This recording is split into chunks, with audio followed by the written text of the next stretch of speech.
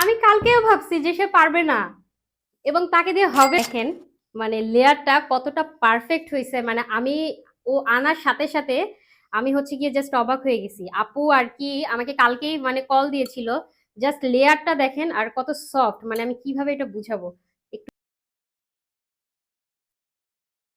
Seriously এত মজা হইছে ভাই, মানে আমার মনে হচ্ছে পুরোটা খেয়ে ফেলি। ক্রিমের টেস্ট আমি যেভাবে দেখাইছি সে সেইটাই ফলো করছে।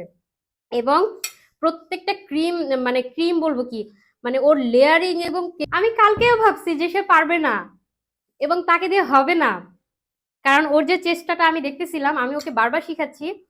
মানে আমি ওকে মাঝে একটু বকাও দিয়ে ফেলছি যে এই তুমি কিন্তু এটা ঠিক মতো করতেছো না, তোমার এটা ঠিকভাবে করতে হবে। পরে আমি আবার ওকে সরি বলতেছিলাম যে আপু আবার রাগ করো না। মানে ও যে এত সুন্দর পারবে আমি সিরিয়াসলি কল্পনা করি নাই। ক্যামেরা যে ধরছো সে একটু টেস্ট করবা, মানে এত মজা হয়েছে, খাইলেই বুঝবা। আসলে আপু অনেক দূর থেকে আসছে, যেহেতু বাসে জার্নি করে আসছে। বড় কেকের হচ্ছে প্রথম কেক শিখতেছে, যেহেতু ওনার বক্স নাই, মেইন কথা হচ্ছে এটা।